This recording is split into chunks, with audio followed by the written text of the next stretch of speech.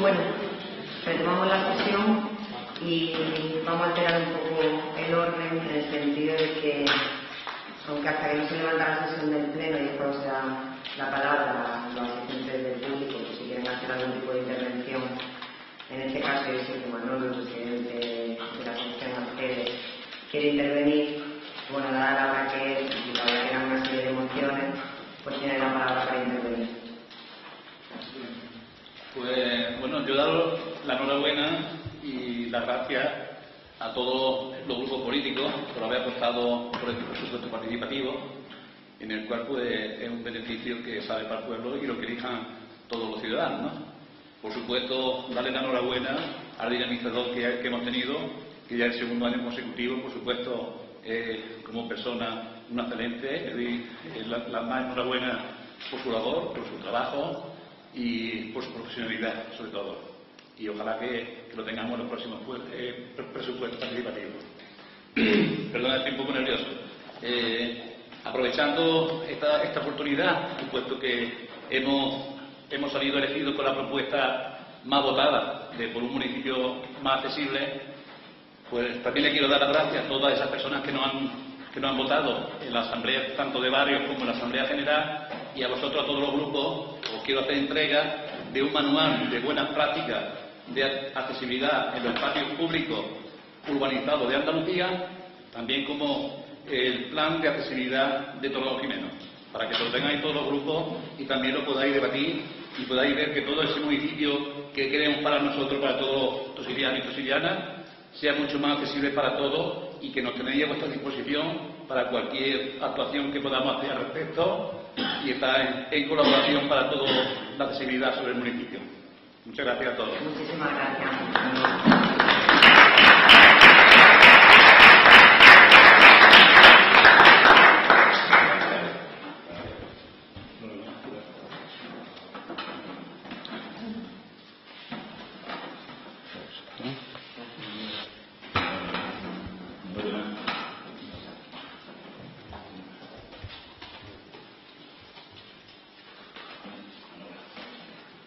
Muchas gracias. Pues muchísimas gracias, Manolo. Bueno, pues cuando quieras escuchar. Sexto punto de orden del día, moción del Grupo de Personas relativa a la solicitud de derogación del Real Decreto Ley 16/2012 de medidas urgentes para garantizar la sostenibilidad del Sistema Nacional de Salud y mejorar la calidad y seguridad de sus prestaciones. Pues tiene la palabra el señor portavoz del PSOE. Sí, gracias, señora alcaldesa. Tomo la palabra simplemente para decir que, entendiendo que 5 mociones en unos plenos son muchas, son excesivas, no pudimos entregar la mitad que teníamos que ser entregada en el pleno del mes de mayo, no fue posible. Bien, pues el grupo de concejales del PSOE entiende que de que son muchas mociones y por lo tanto vamos a declinar la posibilidad de debate. Aceptamos, por supuesto, los debates que quieran hacer el resto del grupo político. Nosotros tenemos hoy presente la votación y vamos a votar. Vamos a leerla, por supuesto, cada concejal va a leer su moción correspondiente, pero, repito, declinamos la posibilidad de debatir sobre el debate posterior que se pueda considerar por parte de los grupos políticos a las mociones que presentamos. ¿De acuerdo? Bien, cuando empezamos en este caso, vamos a hablar. Pues tiene la palabra. Gracias, señora alcaldesa. Moción relativa a la solicitud de derogación del Real Decreto Ley 16/2012 de medidas urgentes para garantizar la sostenibilidad del Sistema Nacional de Salud y mejorar la calidad y seguridad de sus prestaciones. Moción que presenta el Grupo Socialista desde el Sustentísimo Ayuntamiento de Torredón al pleno ordinario del mes de junio de 2012. Exposición de motivos. El Sistema Nacional de Salud, creado por la Ley General de Sanidad de 1986, es una conquista de la sociedad española.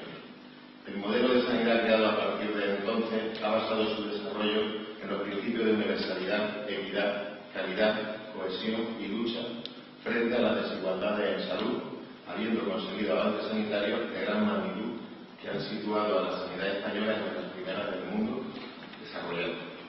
Una clave relevante que explica el enorme avance de nuestro sistema sanitario público radica en su carácter de sistema ampliamente descentralizado, que ha permitido a las comunidades autónomas desarrollar servicios regionales de salud que han respondido de manera satisfactoria a las necesidades sanitarias de la población.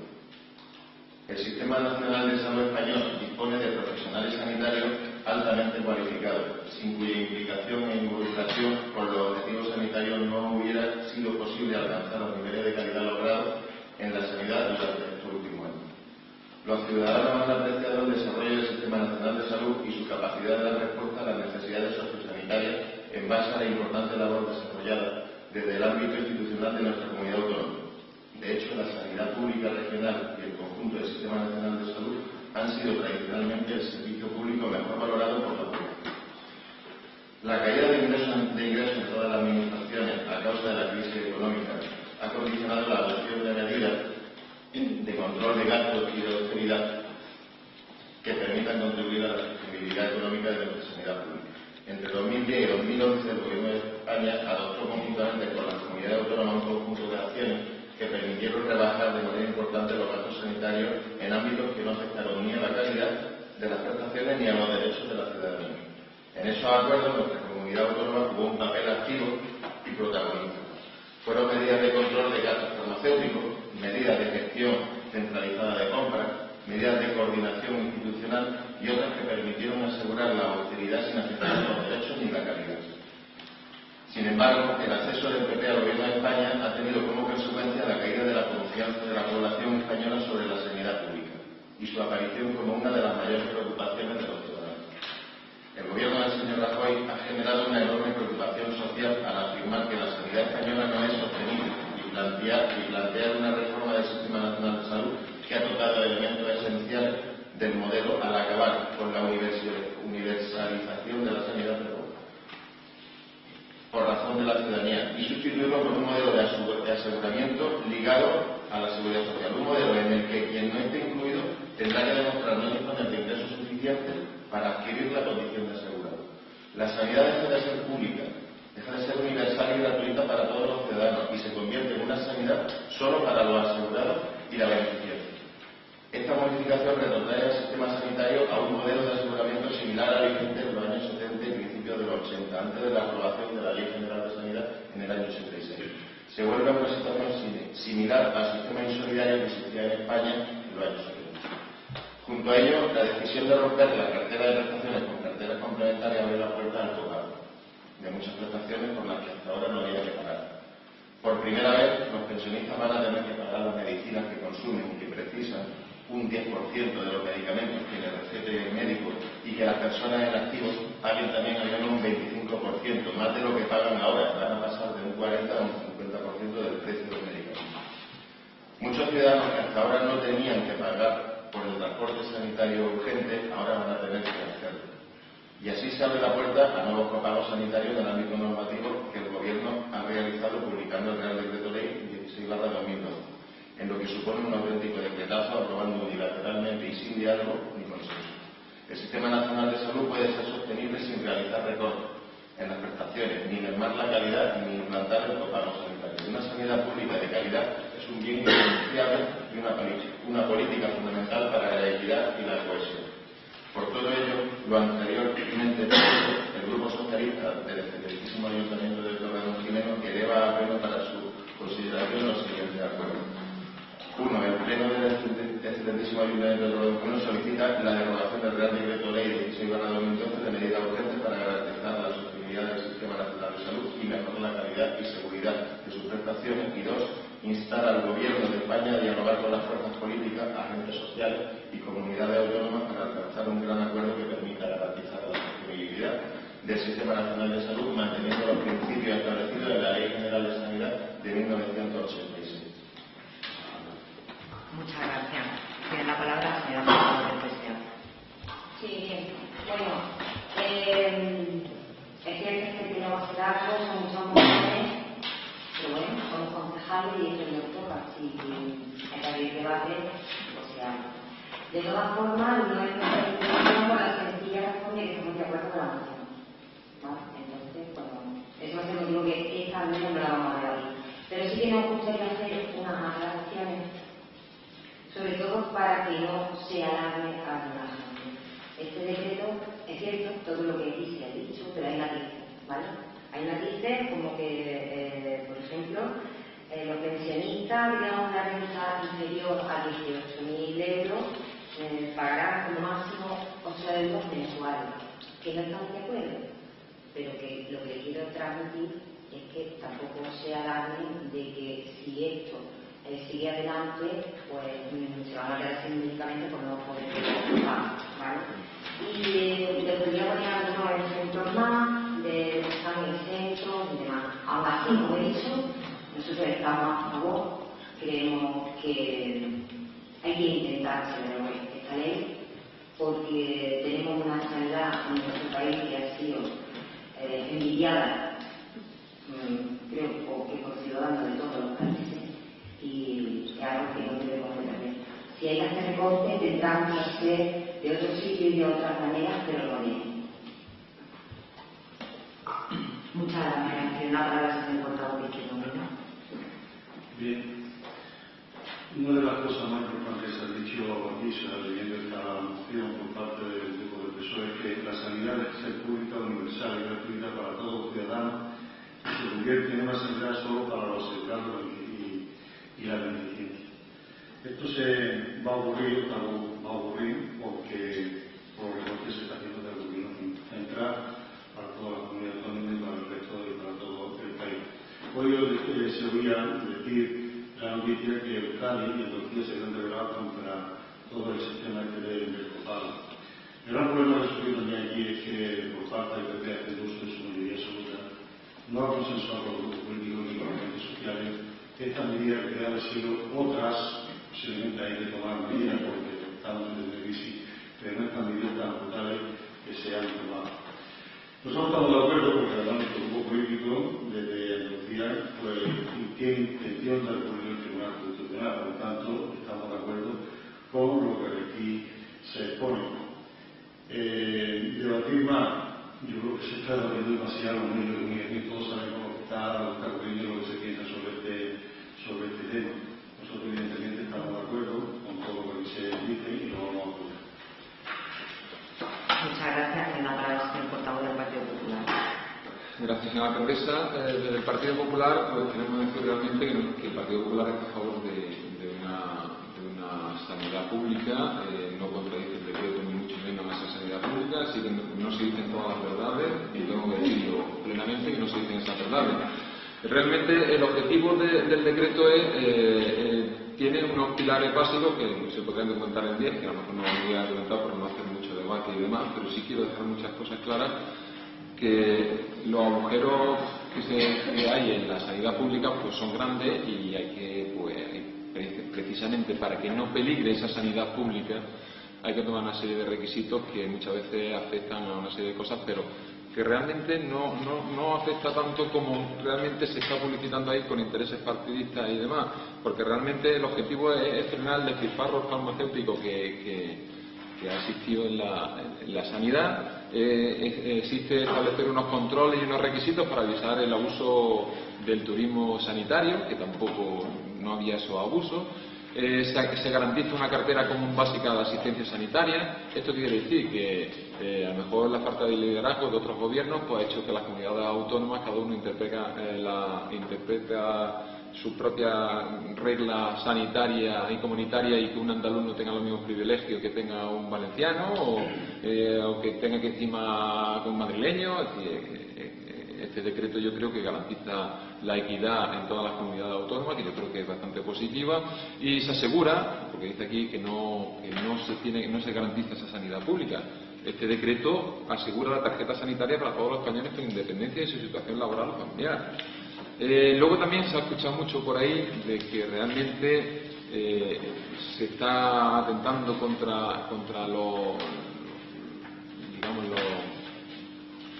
pensionistas y demás. Lo que se hace de este decreto es que el decreto anterior, por ejemplo, en las leyes anteriores que había, por ejemplo, al parado, antes tenía que pagar el 40% de los medicamentos y esta ley, cero. Sí, esto sí es una novedad importante de declarar. Por tanto, se hace más universal y se hace más pública. Los parados, con renta mínima de inserción y parados sin prestaciones de desempleo, los activos son cero y los pensionistas son cero. Las rentas inferiores para pensionistas de menos de 18.000 euros, los activos le costarán un 40% y los pensionistas un 10%, con un límite máximo de 8 euros al mes. Y luego renta entre 18 y 100 para pensionistas, un 50 y un 10% para pensionistas, con un límite máximo del 18 euros mes. Y luego rentas superiores a 100.000 euros, que yo creo que es considerable, es decir, que pague el que más tiene, cosa que también nos acusan del Partido Popular de que no hacemos así. Nosotros estamos por la equidad. No sé, muchas veces no sé la gente lo que se piensa de las cosas cuando no lee las cosas en su totalidad, se cogen nada más que lo que interesa. Son 60% y límite máximo de 60 euros. Con esto digo que realmente el Partido Popular sí pone unas premisas, por ejemplo, en compras globales de productos farmacéuticos y demás. Es controlar un poco el tema porque había un despilfarro sanitario y yo creo que por todo es conocido, porque cualquiera que abra un armario de su casa tiene medicamentos caducados, seguro. Entonces es cuestión de controlar un poco el gasto, precisamente porque hay un agujero que cifra los 16.000 millones de euros. Entonces yo creo que el decreto lo que va a estipular un poco ese control y ese despilfarro. Gracias. Votación en contra. Una alusión muy rápido. Sí. Han emitido todos los partidos políticos su voto, ¿no? Vale, pues siguiente punto de orden del día. Gracias al grupo político. Séptimo punto del orden del día, moción del grupo del PSOE relativa a la solicitud de derogación del Real Decreto Ley 20 de abril del 2012 que modifica la Ley Orgánica de Educación y la LOMLU. Pues tiene la palabra, en este caso, la señora concejal del PSOE. Gracias. Moción que presenta el Grupo Socialista del Excelentísimo Ayuntamiento de Torremolinos al Pleno Ordinario del 9 de junio del 2012. Exposición de motivos. La comunidad educativa ha asistido con consternación a los recortes educativos recogidos en los presupuestos generales del Estado 2012 y en las medidas adicionales de recorte de 3.000 millones de euros. Estas medidas tienen repercusiones directas sobre la ratio, el número de profesores y la desaparición de programas de cooperación con las comunidades autónomas, esenciales, como es el programa de café para la condición de educación infantil de 0 a 3 años en las comunidades autónomas y el programa Escuela 2.0, que supone un avance sin precedentes en la inclusión de las TIC en la enseñanza y en los centros escolares en todo el país. La desaparición de estos programas tiene graves consecuencias y supone una regresión educativa importante. Pero más aún, las consecuencias de esta medida, recogida en el Real Decreto de 20 de abril de 2012, que modifica la Ley Orgánica de Educación, supone una situación de claro deterioro de las condiciones de ratios y número de profesores, con un claro perjuicio para el alumnado y la calidad de la educación. Esta reforma, anunciada por el Gobierno del PP, supone un ataque a la médula del propio sistema educativo, al que hay que añadir las 3 oleadas de recortes en siempre de los presupuestos generales del Estado de 2012 y los 3.000 millones de euros adicionales en las transferencias a las comunidades autónomas para educación. Todas ellas suponen un retroceso sin precedentes en materia educativa en la historia de la democracia. Asimismo, el Real Decreto publicado el sábado 21 de abril incluye algunas de las reformas de la LOMLOE, Ley Orgánica de Modificación de Ley Orgánica de Universidades, y la LOE, Ley Orgánica de Educación, para lograrlo. La principal consecuencia es una drástica reducción del número de profesores, con lo que habrá disponible menos del doble, menos clases de refuerzo y una atención menor a la familia y al propio alumno. Por otro, se eliminará el límite máximo de horas semanales de clase que imparten los docentes, fijando un mínimo de 25 horas en primaria, hasta ahora este era el máximo, y de 20 horas en secundaria. La horquilla iba de 18 a 21 horas. La jornada laboral del profesorado seguirá siendo la misma, si bien tendrán menos tiempo para desarrollar otras actividades de refuerzo, preparar clase, atender a la familia, corregir exámenes, y disminuirá el rendimiento del profesorado al incrementarse la carga lectiva diaria. El Real Decreto Ley aumenta el margen de edad de estudiantes por aula, que supone pasar en primaria de 27 a 30 alumnos y en educación secundaria obligatoria de 30 a 36 alumnos. Estas condiciones van a suponer una clara merma de la calidad educativa, generando consecuencias sobre las tasas de abandono escolar, los resultados académicos, la atención a la diversidad y el deterioro sobre el derecho a la educación. pero también tendrán consecuencias que nos harán más débiles como Estado, ante un cambio de modelo de crecimiento económico que nos alejará de una salida adecuada a la crisis. Por todo lo anteriormente expuesto, el Grupo Socialista del excelentísimo Ayuntamiento de Torredonjimeno eleva a pleno para su consideración los siguientes acuerdos. Primero, instar al Gobierno de la Comunidad Autónoma a realizar las medidas recogidas en el Real Decreto 20 de abril de 2012 que busca reducir 3.000 millones de euros en educación en la transferencia a las comunidades autónomas mediante la modificación de la LOE y la LOE. Segundo, instar al Gobierno de España a dialogar con las fuerzas políticas, Comunidad Educativa, Federación Española de Municipios y en la Conferencia Sectorial de Educación con las comunidades autónomas para alcanzar un gran acuerdo que permita garantizar el derecho efectivo a la educación y a la calidad en prestación de sus servicios. Gracias. Muchas gracias. Tiene la palabra la señora portavoz. Bueno, el sistema educativo que tenemos andaluces, con las competencias que tiene la Junta de Andalucía, donde nos ha gobernado durante tantos años el PSOE, y en esta última legislatura a nivel nacional, todos sabemos que con este sistema educativo los peores resultados de España los tiene Andalucía y los peores de Europa los tiene España. Pero también creemos que con estas medidas, donde pasamos a tener menos profesores en las escuelas públicas y más alumnos por aula, no, la solución es muchísimo menos, nada más menos. Así que vamos a aprobar la moción. Muchas gracias. Tiene la palabra el señor portavoz de Izquierda Unida. En todo país, como sobre todo España, ha sido un país hasta ahora en el que la tendencia es el estado de bienestar importante, y no es que se haya conseguido, porque conseguir el estado de bienestar perfecto eso es prácticamente imposible, pero tenemos muchísimo avanzado. Con estos recortes que está viendo a nivel nacional, tanto en sanidad como en educación, la verdad que estamos volviendo a entrar por la marcha forzada. La sanidad, la cultura es muy importantísimo en un estado de bienestar, en el que con las medidas que se están tomando, la verdad es que, como dice aquí la consejera, supone una situación de claro deterioro de las condiciones de ratio y el número de profesores con un claro perjuicio para el alumnado y la autoridad educativa. Evidentemente, si tiene que haber más alumnos por profesor, que además hay menos profesores, la verdad que la cosa se complica muchísimo. Y como es natural, la calidad de la educación, por supuesto. Retroceder hacia atrás en este tema, la verdad que es complicado y penoso que tengamos que recurrir a estas medidas. Nosotros tenemos que estar de acuerdo con esta moción por todas esas razones. La educación, como he dicho, es importantísima en cualquier estado, y si por algo hay que luchar, la verdad es que la sanidad y la educación, por las dos mociones que llevamos, es algo que no se debe dejar, que se debe educar lo mínimo posible, si se toca que se haga la temporada. Muchas gracias, señora señor portavoz del Partido Popular.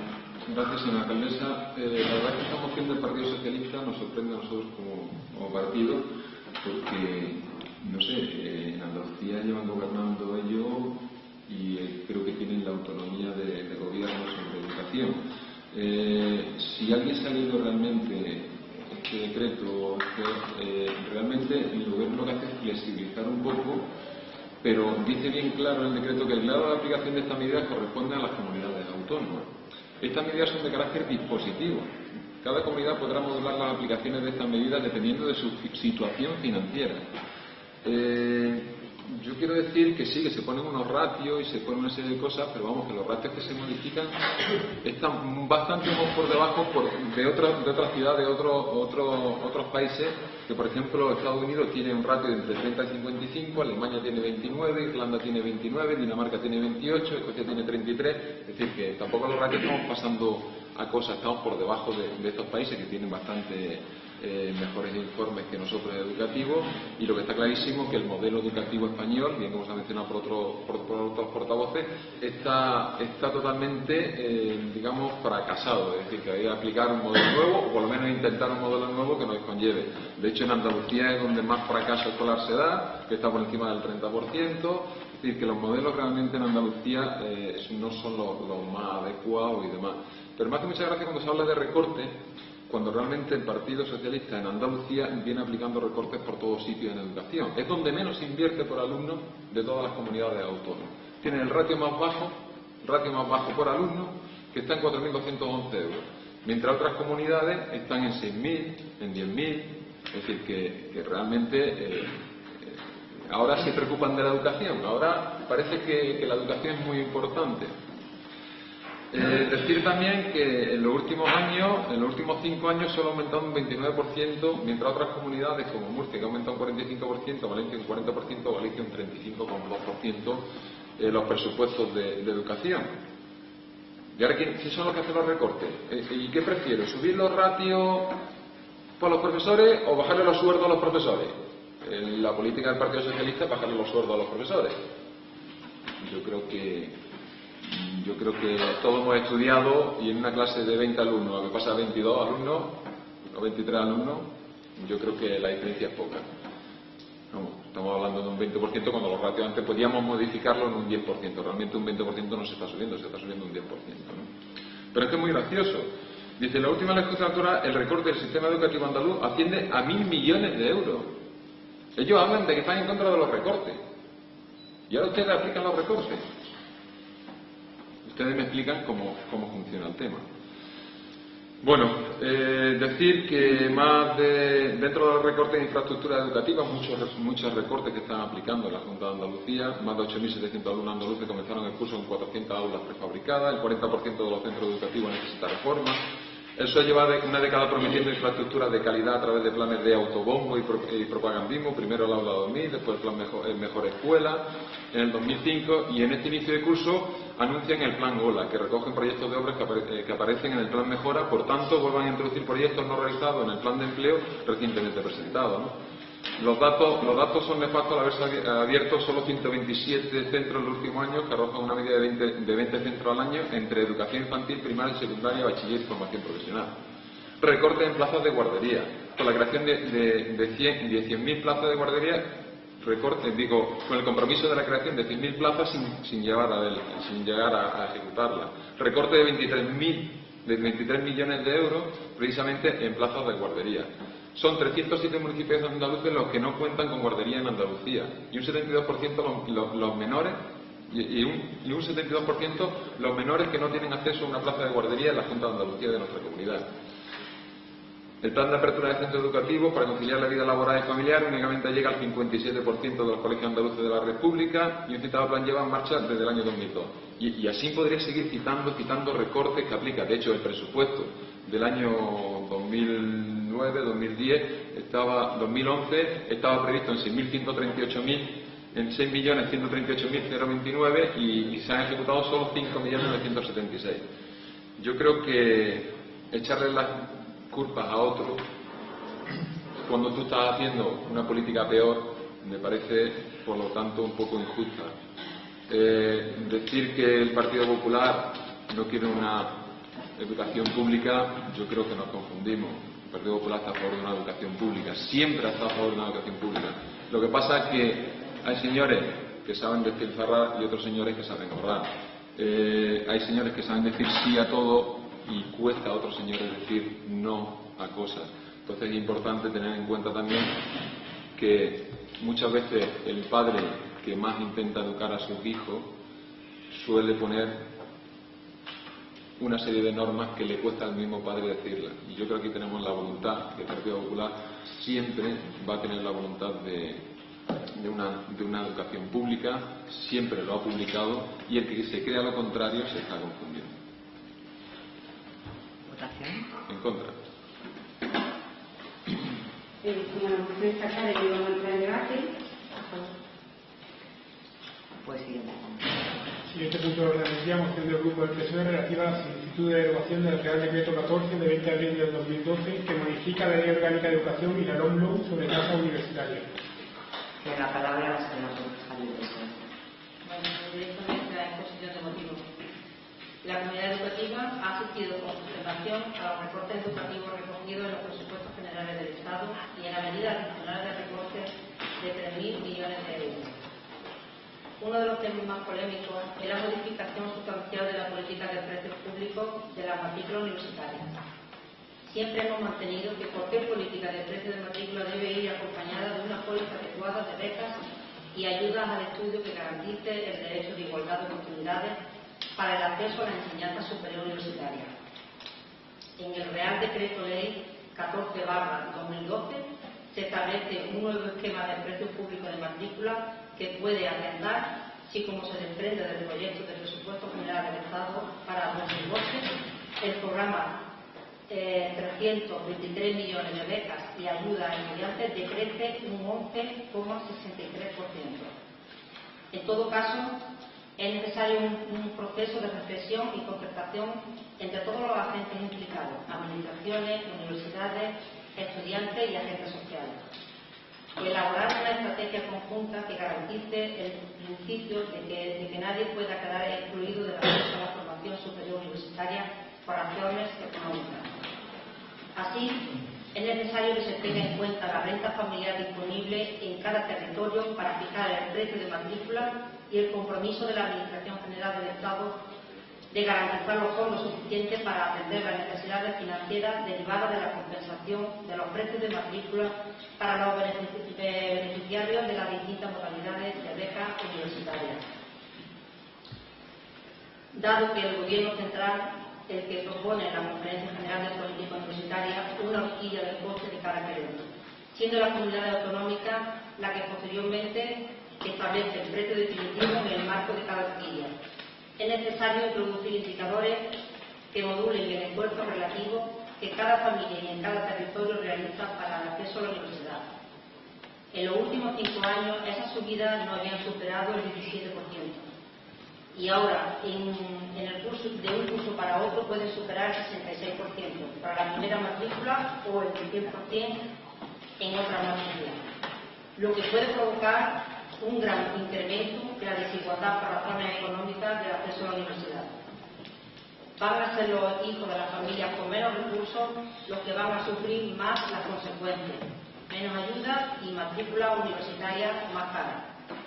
Factores unidos a recortes de becas que ya se han generado por parte del Ministerio.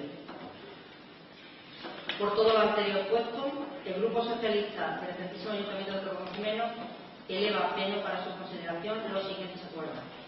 Primero, instar al Gobierno central a garantizar el derecho de igualdad de oportunidades. Segundo, instar al Gobierno autonómico a proponer la modulación del precio público de matrícula por el esfuerzo que las familias tienen que realizar para el desembolso de la matrícula, optando al menos por un valor de la matrícula modulado por la capacidad familiar que se sitúe en la medida del Estado. Tercero, instar al Gobierno autonómico a consultar a las universidades, los representantes de estudiantes y los agentes sociales sobre el establecimiento de precios públicos de la matrícula universitaria. Gracias. Muchas gracias. Tiene la palabra el señor Gordón de Iglesia. Sí, la verdad que después de analizar este decreto de ley, pues destacamos que desaparece el préstamo renta para estudios, desaparece la beca para estudiar idiomas fuera de España, se reduce un 41% la beca del año, se reduce un 72% la asignación presupuestaria para la enseñanza universitaria, aumenta la tasa universitaria en un 66%, pasa del 15% al 25%. Y hay un aumento progresivo en la segunda, luego en la tercera y la cuarta matrícula, llegando, como bien dice esta moción, en el último curso hasta el 100%. Y además, las becas han dejado de ser un derecho. El nivel de renta ya no es lo principal en su concesión, sino la nota media de los estudios. Por lo que estamos convencidos que habrá una expulsión para aquellos hijos de familias sin posibilidades económicas. Por tanto, nuestro voto es a favor. Muchas gracias. Tiene la palabra el señor portavoz de Izquierda Unida. Bien, este es el problema que me preocupa demasiado, bastante, porque se me viene a la memoria desde que salió este decreto, se me viene a la memoria aquella época, cuando los años 60, 70, me vino un chavalillo, y venía la gente a los hijos de la dignidad de conocimiento, venían en Navidades, Semana Santa, y estudiar de nada, mientras los demás pues, no podíamos ir o no podían ir a estudiar de nada. Progresivamente, con la entrada de la democracia, la verdad es que todo el mundo pudo estudiar, casi todo el mundo pudo estudiar. Pero los medios irán por el tema económico. Si no tienen nada, podrían estudiar en España o en cualquier otro sitio. Con estos recortes, la verdad que se está viendo la posibilidad de muchos padres familiares de dar estudios a su hijo, no solo por la subida de los hijos, sino por los recortes en beca.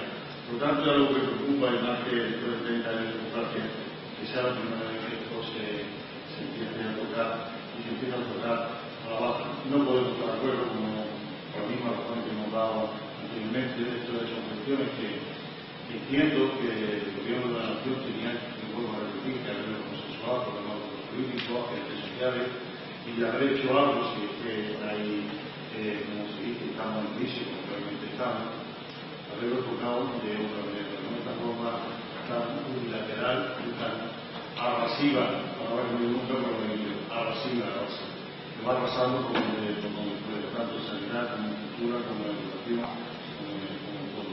No podemos estar de acuerdo con la medida del gobierno del PP y por lo tanto apoyamos esta moción.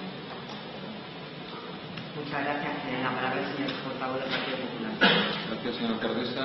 Bueno, reiterar lo que he dicho en la anterior exposición, que el grado de aplicación de esta medida corresponde a la comunidad autónoma y que esta medida, con carácter dispositivo, cada comunidad podrá modular las aplicaciones de esta medida dependiendo de su situación financiera.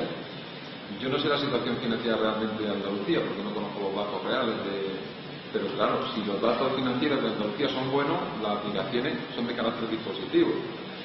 Las medidas que el gobierno son flexibles, o aquí son de flexibilidad. La medida de reactivación del gasto que afecta a la enseñanza universitaria, pues sí, es verdad. Aquí se ha hablado de que el pago de la costa, digamos, por matrículas de la universidad de primer año, segundo año, tercer año y cuarto año van cambiando. Yo creo que todo el mundo debe entender, y yo creo que aquí tienen personas que tienen estudiantes en su casa, que un año al niño o a la persona, al estudiante se le puede tener estudiando, otro año más también, pero al tercero, repitiendo el mismo curso, yo creo que todos los que estamos aquí, y vamos a hacer largo que ha dicho antes, le tiraremos un toreo de oreja y el niño o estudiante hay que espabilarse un poco. Es decir, que las medidas que se toman es que del 15 al 25, la primera matrícula del 15 al 25% del coste real del último de la matrícula, del 30 al 40% en segunda matrícula, en tercera matrícula del 65 al 75% y en cuarta matrícula, como ella se le estipula al 100, en una forma de llamar. Es decir, que el Partido Popular lo que intenta es la cultura del esfuerzo, motivar la cultura del esfuerzo, que yo creo que es lo que nos ha llevado a todo, y porque nosotros no hemos educado en esa cultura, y yo creo que esa cultura también es importante. Sí es verdad que el Partido Popular sigue estando a favor de las universidades públicas y demás, pero tenemos que tener en consideración que lo que no podemos pagar son a estudiantes perennes toda la vida, porque eso cuesta un dinero y todos sabemos. Tú ten en cuenta que la racionalización, nada más que la racionalización del número de títulos de grado mediante la exigencia del número mínimo de alumnos, es decir, que casi el 30% de los títulos comienzan con menos número del mínimo de alumnos que garantice su viabilidad económica. Tenemos que ser realistas también donde estamos. España cuenta con 79 universidades, 236 campus, que ofertan 2.413 grados universitarios, 2.758 másteres, 1.680 doctorados. Existe un excedente de oferta de enseñanza universitaria que la conferencia de rectores cifró en el curso 2008-2009 de más del 13%.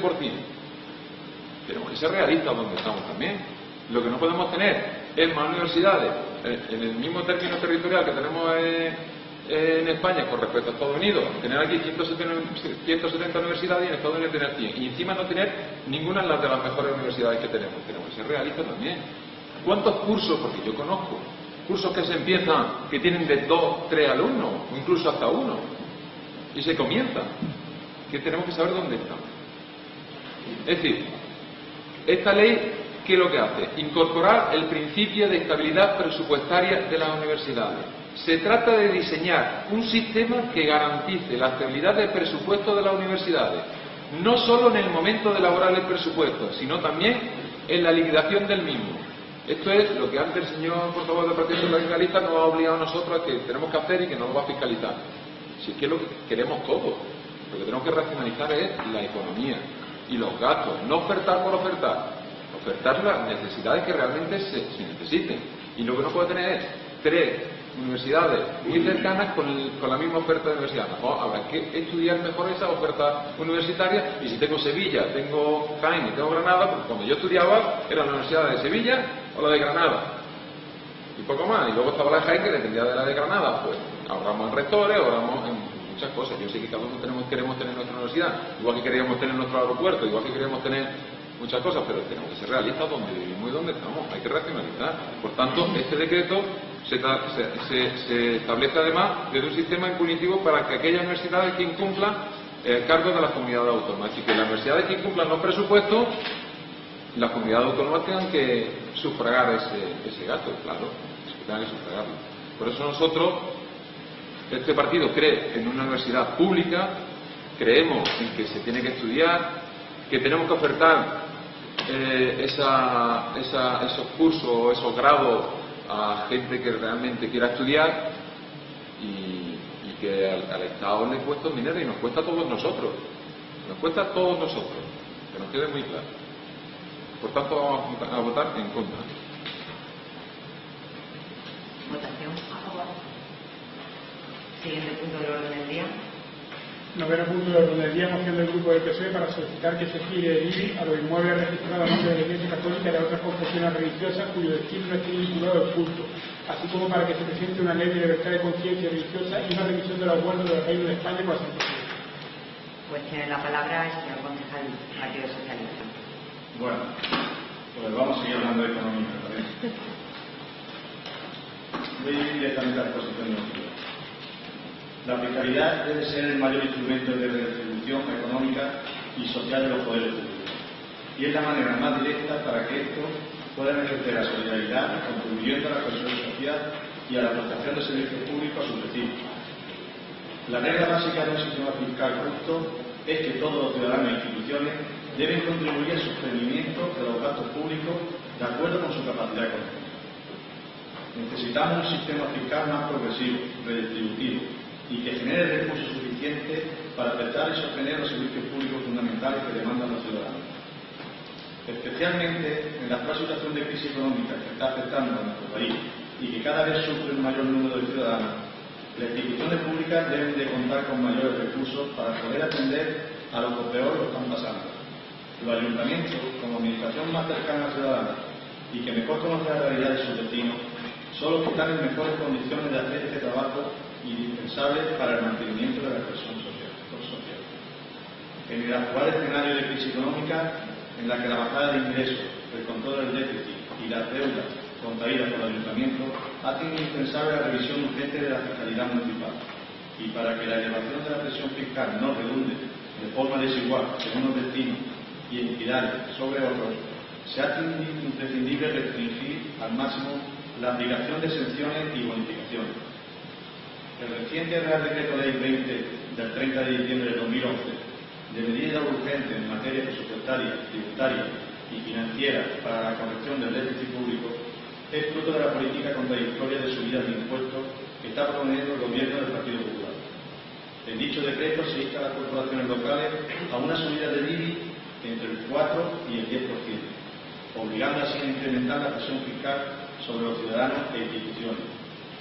Como ejemplo, la Iglesia Católica está exenta de tributar por el IBI, impuesto de bienes inmuebles, a raíz del acuerdo vigente del Reino de España con la Santa Sede de 1979, conocido como concordado. Las confesiones judías, protestantes y musulmanas también lo están a través de los respectivos acuerdos de cooperación 1992. Estos beneficios fiscales están a su vez recogidos en la vigente Ley de Haciendas Locales, Ley 7/1985, artículo 258, y Real Decreto Legislativo 2/2004, artículo 62.10. Así, disfrutan de excepciones totales permanentes, templos, lugares de culto, dependencias o edificios anexos destinados a la actividad pastoral o asistencia religiosa, locales destinados a oficinas, casas y conventos de orden y congregaciones religiosas. Esta excepción legal, que debe ser revisada, solo está referida a las finalidades vinculadas al culto. Sin embargo, en las décadas precedentes se ha realizado una aplicación extensiva de esta excepción, de forma que ha alcanzado a bienes inmuebles no estipulados por la ley vigente, pisos, plazas de garaje, lonjas, etc. No vinculado al producto. Este beneficio fiscal se ha extendido incluso a la exención de pago de las tasas municipales establecidas por los ayuntamientos. Ante esta realidad, el Grupo Socialista del Ayuntamiento de Torremolinos considera que no es admisible que frente al esfuerzo solidario exigido a todos los ciudadanos haya confesiones religiosas que sigan disfrutando de beneficios especiales. Por todo ello presenta para su aprobación por el Pleno Municipal los siguientes acuerdos.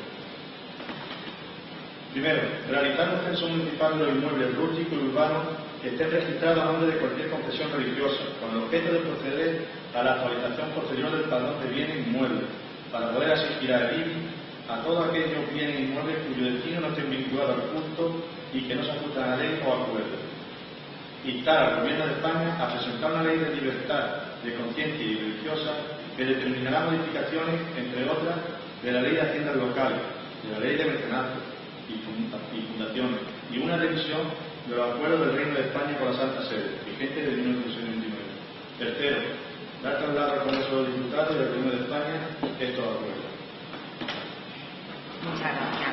Tiene la palabra la señora portavoz de presión. Bueno, nuevamente nos sorprende una moción del PSOE, porque esto ha pasado ya en este ayuntamiento, porque la verdad es que hasta hace un poquito de meses han estado gobernando en nuestro país y además los jóvenes de la seguridad, no sé por qué no lo han hecho antes. De todas formas, sí que les voy a dar nuestra opinión. Y en nuestra opinión, esta moción da la sensación de que van directamente por la iglesia. Pero no nos la damos solamente a nosotros, porque les voy a leer muy brevemente algo que se había publicado en el periódico hace unos pocos días. Y luego como ejemplo, porque esto pasaba en Valladolid, después casi a la otra parte del territorio español, donde en este caso era el grupo de Izquierda Unida quien comentaba al arzobispo de allí, pues, esta misma cosa. Y a lo que contestaba el vicario general, de que el censo del ayuntamiento refleja que del total de inmuebles exentos de pago del IBI, solo el 16% pertenece a la iglesia, y se mostró extrañado. Ciertamente nos mostramos extrañados.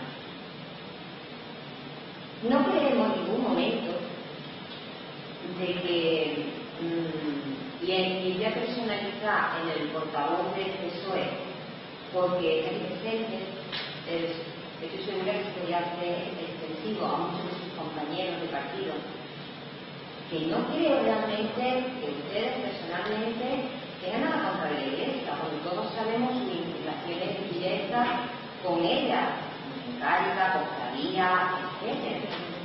Por eso, tampoco no entendemos cómo presentan esta moción, donde vuelvo a leer una frase de ella, nos dice: para que la elevación de la presión fiscal no redunde de forma desigual en unos vecinos y entidades sobre otros, se hace imprescindible restringir al máximo la aplicación de exenciones y bonificaciones. Ustedes conocen perfectamente que las exenciones del IBI no solamente está para la Iglesia Católica o otras confesiones religiosas, hay una misma parte. Porque hay 3 grupos que están exentas. Dentro del grupo A, de donde se encuentra esta, la componen un total de 8 puntos, es uno de 8 puntos, porque además, como ejemplo, pues están los de la Cruz Roja, los que establezcan los tratados internacionales, etcétera, hasta 8. Luego están las del grupo B, que son las que hay que solicitar, y aquí se engloban, por ejemplo, los centros educativos concertados, los bienes declarados de interés cultural, incluidos los que son privados. Y luego, en el otro grupo, algo muy generalizado, que son los de régimen fiscal especial, en donde puede acogerse pues, las fundaciones, las entidades declaradas de utilidad pública y otras entidades sin fines lucrativos, según lo que establece la ley. Bien, pues realmente si queremos ser justos, como ustedes dicen en esta moción, que le he releído, creemos que lo que había que hacer era coger todos estos casos, estudiarlos y ver dónde habría que modificar, y no coger solo y exclusivamente a la Iglesia Católica y las confesiones. Así es que nuestra propuesta es o que la dejen encima de la mesa y se haga un estudio más generalizado, y si no es el caso, pues nosotros no podemos aprobarla porque creemos que no es de justicia que solo se le intente cobrar al IBI a una mínima parte de lo que están exentos. Creemos que hay que cogerlo en su conjunto. Muchas gracias. Tiene la palabra el señor portavoz de Izquierda Unida. Bueno, sobre esta moción poco voy a hablar, porque es una moción que Izquierda Unida viene presentando año tras 8, de creatura de la legislatura en todas las instituciones del Estado, comunidades autónomas y ayuntamientos. Por lo tanto, tenemos que estar de acuerdo porque ese es lo que es el fin que perseguimos desde hace tiempo. No se ha conseguido, tenemos que ir machacando sobre esa cuestión. Por lo tanto, vamos a estar de acuerdo. Entonces, más que decir, cuando esto viene siendo habitual en nuestro grupo político, desde hace años. Muchas gracias. Tiene la palabra el señor portavoz del Partido Popular. Gracias, señora alcaldesa. Yo me adhiero a todo lo manifestado por el portavoz del Partido Socialista Andaluz. Y aparte vuelvo a decir que esto se ve que lo de perseguir a la Iglesia da voto y se ve el Estado partidista que utiliza normalmente ciertos partidos políticos, aunque no está a favor, me parece, no estemos a favor o no, pero yo creo que la Iglesia realmente hace unas labores sociales importantísimas, tiene una gente que trabaja por la sociedad y por la ciudadanía sin ningún tipo de ánimo de lucro.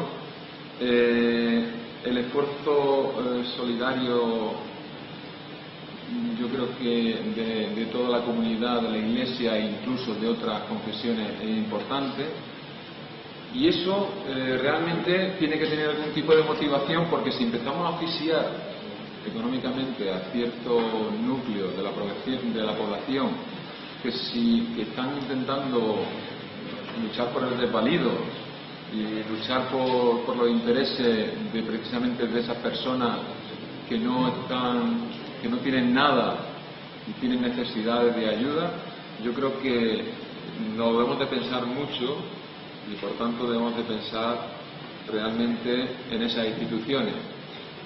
Pero dejando aparte un poco el tema social, yo creo que muchos de los monumentos, muchas de las iglesias que están exentas de IBI, aparte de tener otras exenciones, como bien ha dicho la señora portavoz del Partido Andalucista, gracias a que la tienen estas instituciones religiosas, pues tenemos un patrimonio cultural conservado, porque la palabra es decirlo, conservado, y que al Estado le cuesta muy poco, no decir nada, pues importante. Yo creo que eso es de estudiar y de valorar. Para hacer una moción con sentidos partidistas, porque meterse con la Iglesia se ve que da votos, pues me parece a mí que algunos partidos se confunden. Y luego dentro del Partido Popular tenemos que considerar que la fórmula de colaboración que actualmente existe con la Iglesia y con otras confesiones en materia económica funciona satisfactoriamente, responde a los postulados constitucionales, produce beneficio a la sociedad española y cuenta con un amplio respaldo social. Los acuerdos tanto de la Iglesia Católica como de los restos de confesiones han sido objeto de reiterados pronunciamientos del Tribunal Constitucional, sin que en ellos se haya encontrado cláusulas contradictorias a la Constitución con respecto a los acuerdos, tanto de la Iglesia Católica como del resto de confesiones. Por tanto, este partido va a votar en contra de esta moción.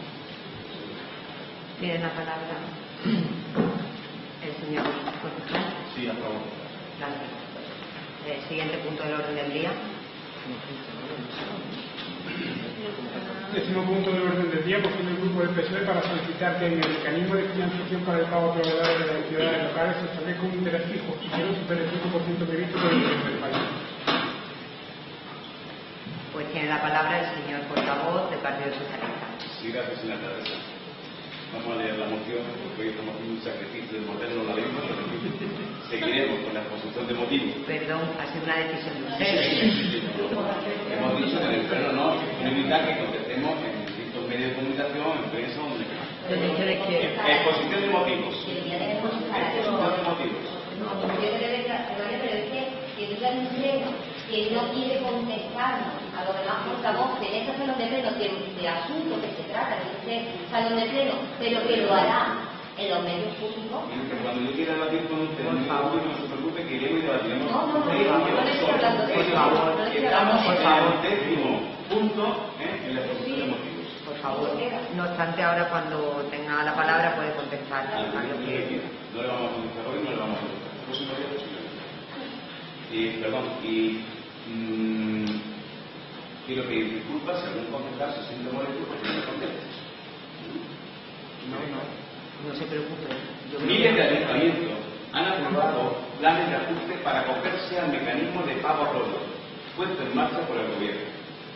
En el momento en que se estaba decidiendo los términos económicos de las operaciones de endeudamiento, el Banco Central Europeo estaba prestando dinero a los bancos a un 1%. El ministro de Hacienda y Administraciones Públicas y otros miembros del Gobierno, en numerosas intervenciones públicas y ante el propio Parlamento, han mantenido que el tipo de interés aplicable se situaría en torno al 5%. Con esta información transmitida en todo momento por el Gobierno, los plenos del Ayuntamiento aprobaron los planos de ajuste, acompañados de los fondos de amortización de deuda y remitidos al Ministerio de Hacienda y Administración Pública para su valoración definitiva, siendo siempre este valor de referencia aplicable al cálculo del tipo de interés. El ministro de Hacienda y Administraciones Públicas aseguró en sede parlamentaria que el tipo de interés tendrá carácter beneficioso para las entidades locales. El ministro de Economía y Competitividad aseguró durante la convalidación del Real Decreto 100/2012 de creación del Fondo de Financiación, 29 de marzo de 2012, que el tipo de interés se colocará por debajo del 5%.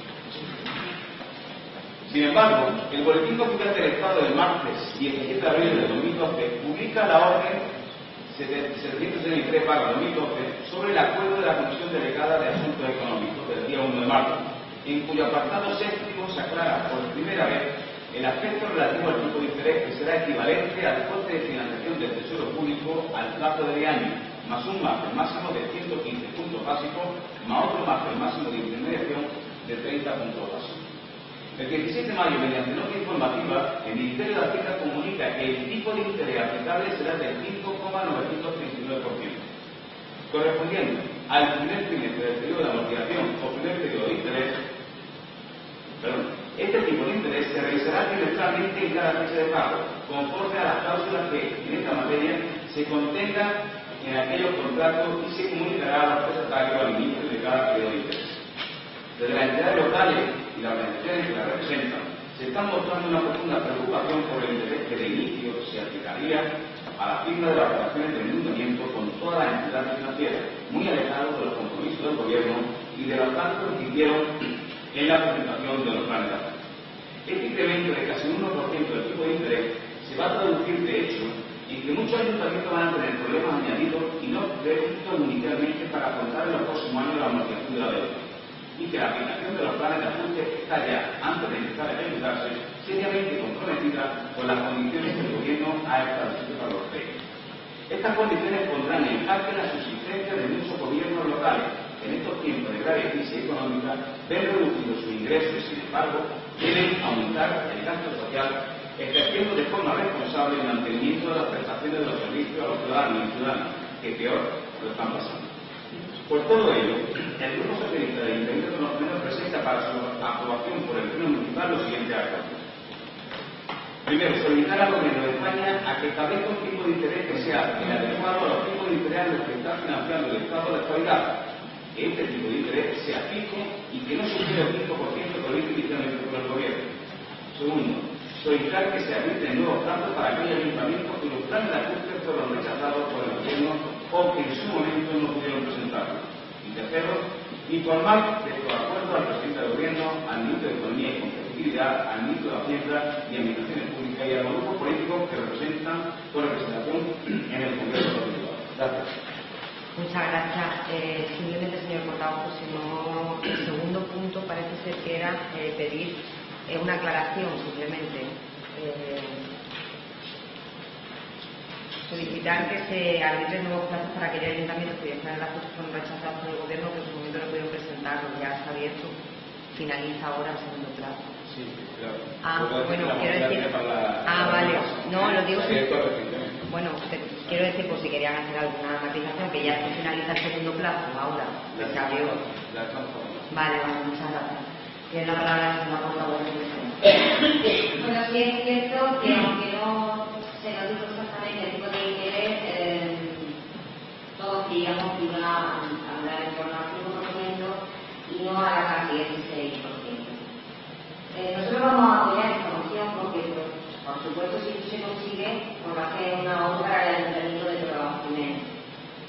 Pero siento mucho decirles que un préstamo que ya está firmado duda mucho que le cambie la condición. No obstante, como decía... Trimestralmente, yo he dicho en la moción, se revisa el tipo de interés que sale cada mes. Sí, dice que sea más fijo, eso es una condición que ya está firmada a la firma de la vicepresidenta. Eso es lo que me refería. De todas formas, como le digo, ojalá se consiga y desde luego nosotros vamos a apoyar esta moción a ver si conseguimos algún beneficio para este ayuntamiento. Muchas gracias. Tiene la palabra el señor portavoz de Izquierda Unida. Bien, ya lo decíamos cuando se discutió sobre el plan de ajuste, que los intereses que se iban a pagar por este plan de ajuste eran enormes, que los beneficiarios siempre son la entidad financiera, aunque nos alegramos muchísimo, se está viendo el resultado que muchos empresarios están cobrando sus facturas con la decisión que se tomó por parte del gobierno, pero no hay que olvidar que se van a pagar una cantidad de intereses de comunales que en un principio se calculaba al 5% y que ahora se van a calcular a cerca de un 6%. ¿Qué sabe beneficiar de esto de un dinero que se le prestaba banco a un 1% y se le va a devolver casi al 6%? La verdad que el ayuntamiento, aparte de la factura diario, van a tener que pagar por los años ese atraso de esos intereses que no son nada de dulce. No sé cuánto, no recuerdo cuánto suprimía para el ayuntamiento por dinero, pero creo que se aproximaba a los 600.000 euros, que pasaban los 500.000 euros. Eso quiere decir que al menos 50 o 50.000 euros todo el año en intereses hay que devolver o pagarle a la entidad financiera, aparte del préstamo de la factura, porque los préstamos de la factura están pagadas, pero ahora tienen que pagar el ayuntamiento como es natural, y aparte de los intereses. Nosotros en ese momento nos quejamos y seguimos quejándonos de que el ayuntamiento va a soportar la carga financiera enorme por este plan de ajuste. Si por algo no alegramos como proveedores, pero la verdad que por el ayuntamiento creo que va a tener que aceptarse hacer más ajustes en estos días para poder pagar y devolver dinero de la factura y de los intereses financieros. Estamos de acuerdo con esto. Muchas gracias. Tiene la palabra el señor portavoz del Partido Popular. Gracias, señora alcaldesa. Me vuelve a sorprender la postura y la moción del Partido Socialista, porque si lo hace el Partido Popular malo, si lo hace el Partido Socialista bueno. El año pasado, recientemente, teníamos una línea ICO que el tipo de interés era del 6,5%, en un plazo de amortización de 3 años y periodo de carencia. Esta la negoció el Partido Socialista y nadie opuso una moción en contra de trabajar ese tipo de interés. Hace poco, pasado 22 de mayo, una comunidad autónoma firmó un préstamo con una entidad financiera por 400 millones de euros a 5 años con 2 de carencia y con un interés equivalente del Tesoro de más 152 puntos básicos más 30 de intermediación, casi un 40 puntos básicos por encima del que ha firmado el gobierno. Que si se hubiera quedado el 5%, pues mire usted que bien, a nosotros como ayuntamiento nos interesa mucho, pero nosotros estamos negociando préstamos precisamente para el plan de inversiones y nos encontramos con una serie de matices que la negociación es complicada y las negociaciones están ahí, y es que están ahí. El mercado anda por esos niveles, más o menos, anda por esos niveles y de hecho lo estoy demostrando, que no es que, claro que nos interesa el 5%. Pero el motivo principal, y además este tema ya lo hemos hablado muchas veces, ya se ha hablado con anterioridad y con antecedentes, nosotros realmente estamos satisfechos por el simple hecho de que los proveedores han cobrado y que el interés está en el entorno al mercado. Si hubiera sido una cosa muy disparada, pues por supuesto que estaríamos en contra, pero sabiendo que es una cosa disparada y haciendo argumentarios como estoy haciendo y ejemplos que he puesto, pues yo creo que se están firmando préstamos en ese tipo, en ese balance. De hecho, estamos todos ahí, estamos en la calle y a lo mejor nosotros no tenemos necesidad de pedir préstamos, pero si pidiéramos un préstamo, veríamos que están por ahí. Entonces no vamos a votar en contra porque lo creemos innecesario. Muchas gracias. Señor portavoz. Muchas gracias. Siguiente punto del día. Bueno, pues no sabemos mucho, vamos a ir tomando nota, son ya las 11:15 de la noche y por el principio de unidad de acto, pues vamos a tomar nota y en el próximo pleno le respondemos. Cuando quiera tiene la palabra la señora portavoz del PSA. Muchas gracias. Bueno, sí, decirle que los vecinos de la calle Rafael Alberti nos dicen que ayer tiene un coche abandonado desde hace más de un año, si es posible, porque inicio los trámites para su dedicado. Bueno, queríamos saber si había estudiado ya que le podía poner a la calle Santana una sola dirección en el tráfico. No lo van a contestar, lo dejamos para el siguiente. Calle Santana, ¿no? Sí. También nos dicen vecinos cerca del colegio del Olivo, de los árboles que hay en el colegio que están soltando oficinas, lo que la acera está en caso es imposible, porque a los barrios eso no se va. Que lo entienden. Nos gustaría también saber en qué estado está aquel proyecto que se hizo la legislatura pasada en el planeo del ayuntamiento. Si ya está funcionando, si hay algún problema o no, cómo está. Vale. También nos comunican los vecinos de la calle Lapa que hay una casa, parece que está descansada, y que ya pues está creando una serie de problemas en el patio de Naiguera, que ya empieza a entrar a los patios de los vecinos. Hay desprendimiento en la fachada y hundimiento del tejado. Sabemos que hay incapacidad privada y que el ayuntamiento no puede acometer directamente nada contra ella, pero por lo menos localizar al dueño y comunicarle el estado presumiblemente en ruina de la casa y empezar el trámite necesario antes de que pueda pasar por de vacunación. También queríamos saber, porque nos comentan por la calle, no sabemos si hay de cierto, que responsables de la zona del centro de salud se reunían recientemente con la señora alcaldesa y presentaban la posibilidad de reducir el servicio de urgencia. Es cierto y que se trató de confusión legal. Y un ruego que les quiero hacer también es a la hora de notificarnos de los plenos. Les recuerdo que se pensó en que los plenos en los martes se notificaran los viernes para así poder coger la documentación los viernes y tener el fin de semana los partidos políticos para reunirnos.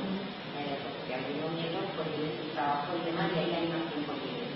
Sin embargo, nos siguen llegando las notificaciones a una hora en la ayuntamiento que ya está cerrado el viernes, entonces hasta el lunes pues no podemos pasar a recoger la documentación. Así se puede resolver. Y en principio nada más. Muchas gracias. Muchas gracias. Tiene la palabra el señor portavoz de Ciudadanía. Bien, porque no se va a contestar hoy, pero la verdad prefiero destinar la pregunta para el próximo pleno, pero sí quiero hacer un ruego queja hacia el equipo de gobierno en cuanto a todos los temas que ocurren, porque parece que se ha eliminado la información a los grupos políticos de las comisiones informativas. Nos estamos enterando últimamente de muchas cuestiones de que referente al tema de la postura de respeto en la calle, por ejemplo. Sí. El programa de que se ha presentado en el comunicativo.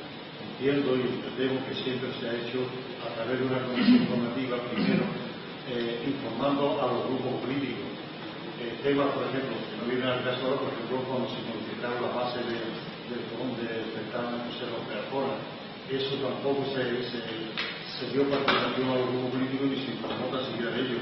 O por ejemplo lo de la feria pirata, el mercado pirata, perdón, si mañana hay un pregunta, porque me gustaría saber si lo hubiese informado de todas esas cuestiones. Aquí en este salón creo que se tiene que primero informar y después, por lo menos entiendo así, debe ser primero la información a los grupos políticos y que luego trascienda a la calle. La fiesta que se iba a hacer en la piscina, que ya no se hace, cuánto ha costado eso, cómo se ha decidido, cómo se ha hecho ese contrato, el concurso de bici que está también en la calle, con mister y las cosas, no se juega, y supongo que sabemos porque se está hablando en la calle o en las páginas de internet. Yo entiendo que eso se debe a los grupos políticos de internet, como la mesa de las comisiones de cultura y festejos normales, para que seamos, digamos, los primeros, si tenemos que aportar algo, que podamos aportarlo, viendo los musicados, para hacerlo mejor, o simplemente para tener esa información.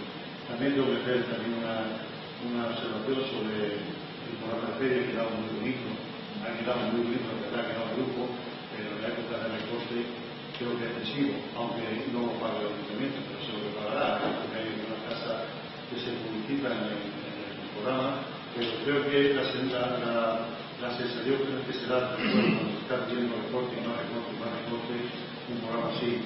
La verdad que es precioso, eso no voy a decir que no puedo decir que sea feo, ni que esté mal ejecutado, ni que esté mal hecho. Pero en tiempo de recorte hay que recortar, que se lo tiene del otro. Muchas gracias. Quería hacer quería hacer una ruego petición. Sí, bueno, quiero aprovechar ahora, simplemente le voy a pedir un ruego a mí personal para que apoyasen aquí una iniciativa, una hoja de firma, una iniciativa legislativa popular sobre la dación en pago y la variación de los desahucios. No viene por parte de Izquierda Unida, no es ningún grupo de un partido político, simplemente del colectivo y la plataforma contra los desahucios. Y por eso mi ruego que al final del pleno me gustaría publicarlo para que apoyase pues la modificación de la ley que permita que se paralice los desahucios que está haciendo aquí, se está volviendo, y permita la dación en pago. Yo, gustosamente, solamente he aprovechado el para que, si quieren colaborar con la firma, que siga el título de distribuir en la plataforma estatal contra la organización de los desahucios. Perfecto. ¿Alguna intervención más por parte de Ciudadanía? ¿Alguna pregunta? No. ¿Partido Socialista? Sí, gracias, señora alcaldesa.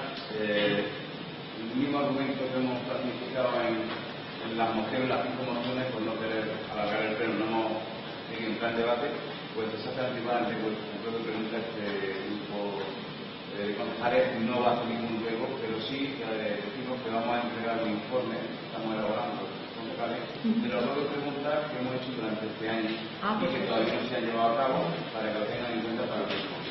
Y además, ya para terminar, desearle a todos los ciudadanos y ciudadanas una feliz feria de San Pedro y, por supuesto, a todos los concejales. Bueno, pues además, antes de levantar la sesión, yo agradezco tremendamente que por parte del Grupo Socialista se nos facilite este listado.